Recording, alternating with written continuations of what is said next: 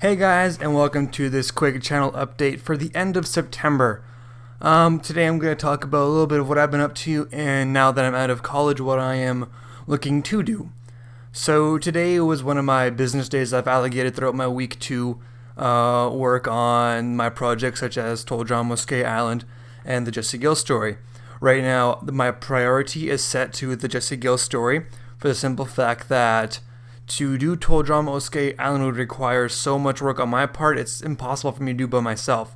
Whereas the Jesse Gill story, I can do it by myself and with minimal outside help, which is basically a good thing for me because I'm probably not going to have that much outside help.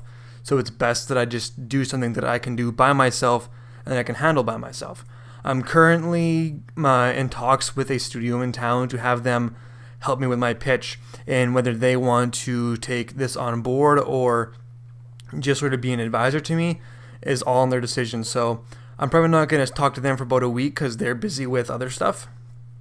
Their producer is actually is traveling right now with traveling, doing stuff, and doing business and getting all their stuff together for their shows. So mine is going to have to come after theirs, and if anything happens on that front, I'll let you guys know. But I also want to talk to you guys today because I am going to be editing my Indiegogo campaign to sort of fund the first couple episodes of the show. Now, I'm not going to release the campaign until I have all my logistics done. Like, I know how much everything is going to cost. Like, I'm going to have perks and stuff, and I'm going to, have to price those out and, figure all that stuff out before I even decide to do anything. So that's going to have to be my priority at the moment is, while I'm waiting for this producer I got to talk to come back to where I live and interview her or go meet her next week, I'm going to be working on the Jesse Gill story Indiegogo campaign for until then. And basically, I've got to price out how much. I'm gonna have T-shirts people will get if they donate money to the campaign and all these good stuff. And I think it is level 5 you get a thank you. Level 2 you get a pin and I think level 3 is you get access to VODs. Behind the scenes making of the show once I get funded, and also a live stream review show. I'm gonna find somebody to host a review show, or maybe I'll host a review show and then I'll have some the voice cast on talking, or the producers or whoever's there to basically do an aftermath show for each episode you guys can log into. By donating so much money, you can get access to those live streams and so on and so forth, and review the show with us on stage. Or you can watch our review and we can read tweets live and stuff like that. Something cool like that. I sort of forget the in-between donations. I think one of them is you get, I think it was level 1 was thank you, 2 was the pin, 3 was the poster, 4 was the VODs, 5 was the live stream, 6 is a poster, 7 is everything below, and except you get a signed special picture by me and the cast, and then I think the level after that is the T-shirt, and I have a girl version and a guy version. I have the guy version is the Jesse Gill shirt where it has my logo on it, or Jesse Gill's logo from the show, and it's a white shirt with the red logo that I have. And then I have the Kelly Hamilton shirt, which is basically the purple. It's like a purple wide neck shirt for girls, and it has the arm things and stuff, but it's a wide cut. Which, I don't know, it's just a shirt I gave her, and it actually exists, so I'm going to try and get that done as well. And I think the level after that is you get Jesse Gill's sweater along with his shirt. So throughout the season, Jesse Gill's attire changes, and you guys can actually have that attire and wear it and have the official attire. And I think I'm going to try and make it fashionable. I'm not going to make it just like the show seasons. I'm going to try and give the logo some style like I have in the past. So I'm going to do that as well. And I think after that, it starts to get more extreme. I think the sweater and everything is $125 donation. And then everything else above that is $200 is you're an extra, you send us a picture and we put you in the background or as like a background character when we're doing like a hallway scene and we're walking down the hallway and the camera's following. Maybe we'll pass by you in the shot or something, and all that cool fun stuff. And then like the level above that, it's 300, and it's basically you actually get lines. So basically, you won't be recording the lines, but you like say we have like a random character talking in the background. Your character will be talking in the background, or maybe they'll say something or yell something in the background, or they'll be in a reaction shot or something, and something cool like that, just for people who give a little bit more. And I think above that is you get the official Jesse Gill story art book. Like once we're done with like the whole production of the show and we've done all the backgrounds and stuff, we're gonna make like this big thick art book, and we're gonna print it and have like a cover and back, and you can get, and it's gonna be like this cool booklet you'll get. And when the show is complete and everything and we've wrapped production, we will send those out to you. And the level above that, I think, is you get like, and plus all these perks like go to everything below. So the higher up you get, the more stuff you earn. So it's like for every level you go up in donation, you earn everything below it plus what you've reached. So there's that. But I think the level after the art book is an actual, once the show has aired, you will send us what your favorite episode was, and we will send you a signed copy of that script. So I think that perk's called My Favorite Episode. So you can get a signed copy of the script of your favorite episode. But that's for like $500. And then after that, I jump up to 1,000, where if you own a business, you can have like your business in the town of the Jesse Gill story. So when they drive around town, we might pass by your store, and it'll have our artistic style of your logo and the way your store is named. So when people say, I wonder if that store actually exists, and they Google it, yes, that store in the background does actually exist. So it's like a form of advertising for the businesses. And I think I called that perk, it's a business investment. But it's sort of like supposed to be a joke. It's a business investment. I'm donating $1,000 to this guy to make a cartoon so I can have my store in the background of a certain shot in this show.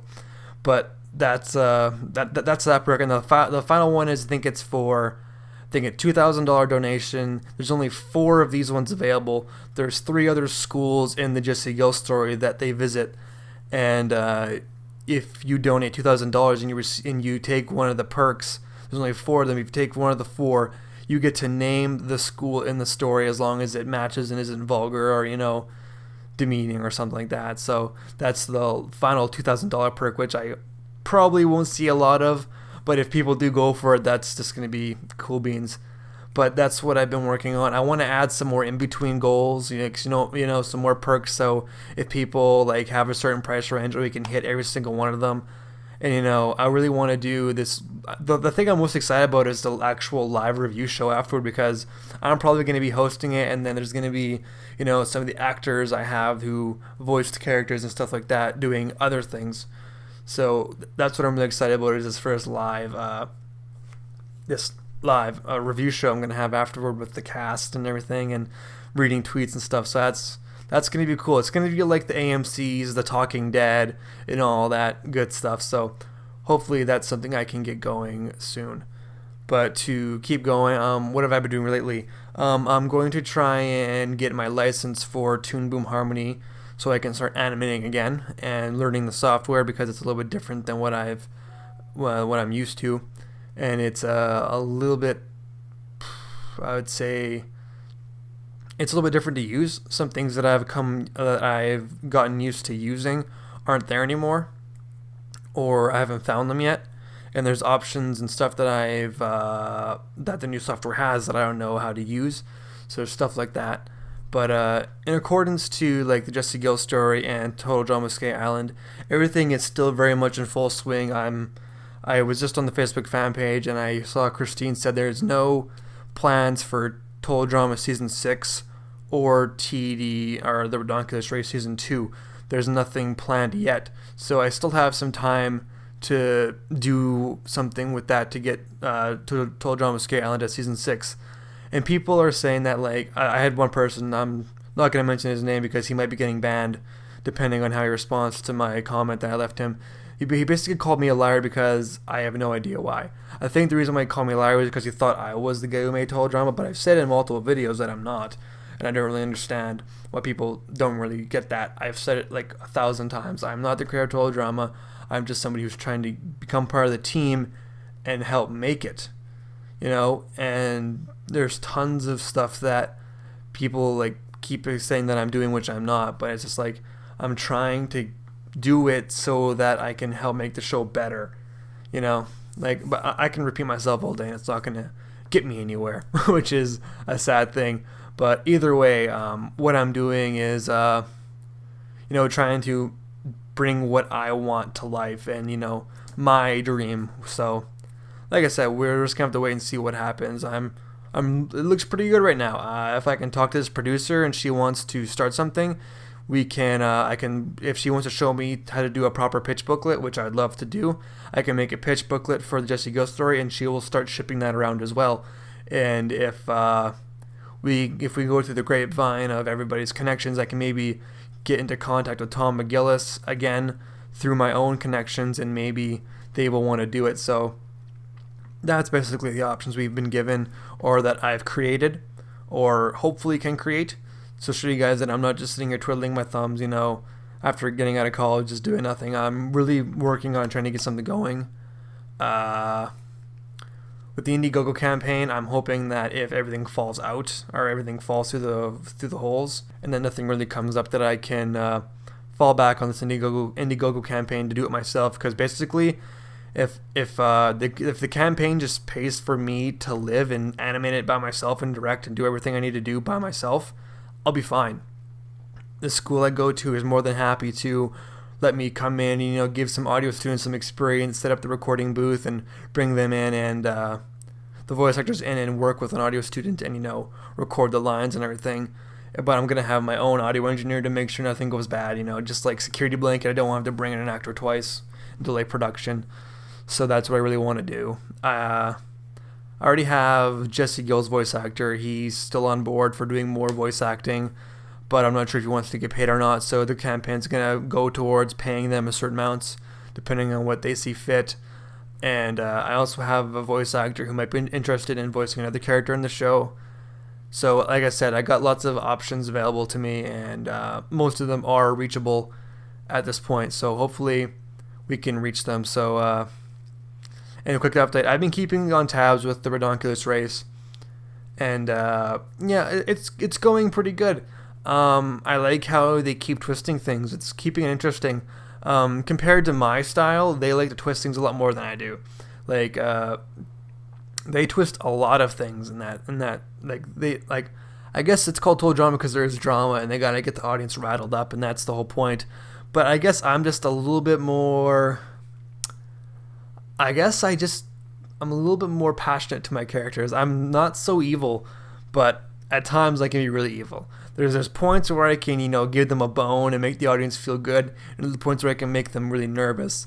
And when I make the audience feel really nervous, it makes yourself feel nervous. So, like, you as the creator, you feel for your characters, and you are them, and they're parts of you. So when you make them upset because it makes you upset, you feel upset because you've written it.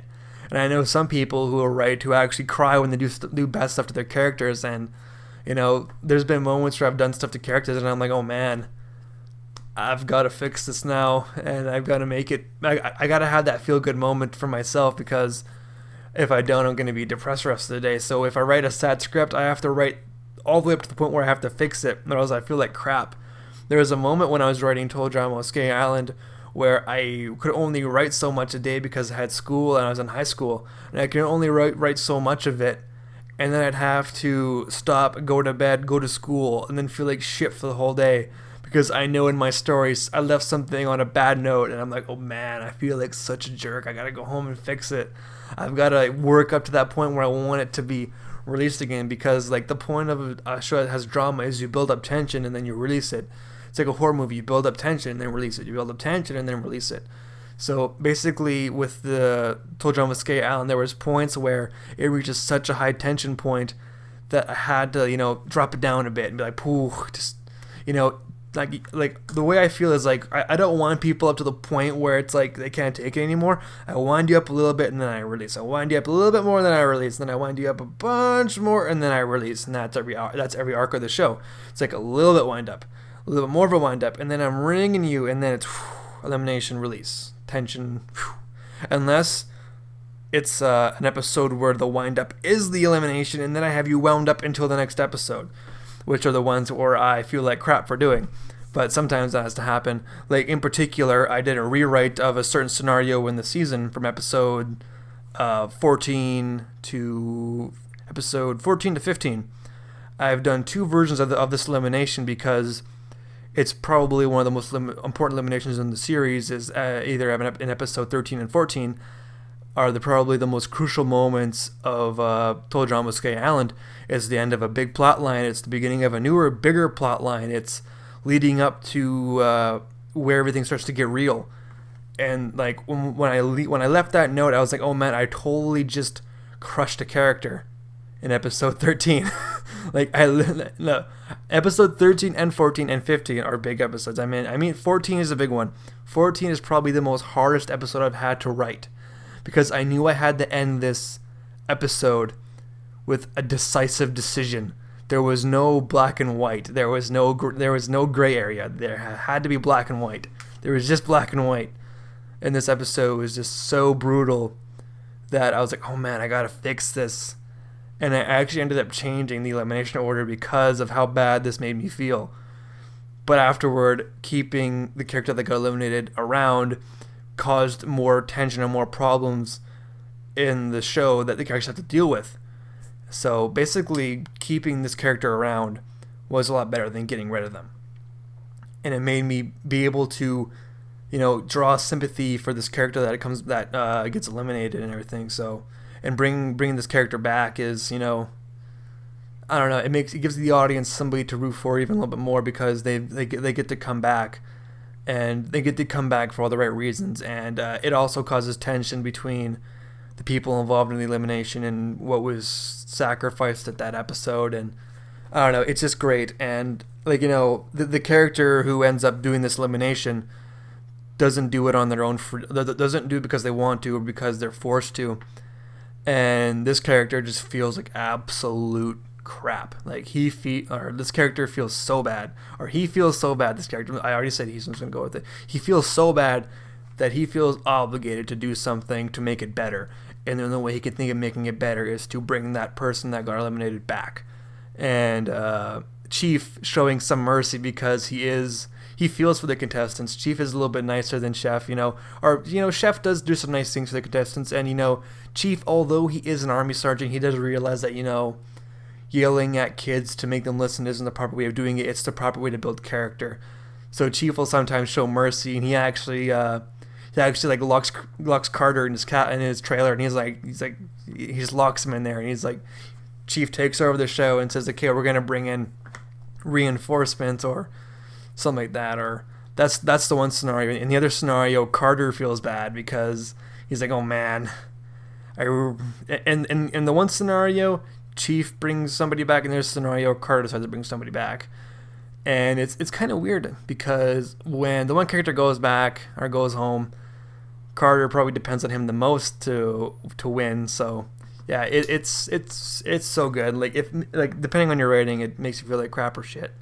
I mean, good or like crap. So either way, you're gonna either go through an emotional roller coaster through your own writing, or you're just going to be what you are.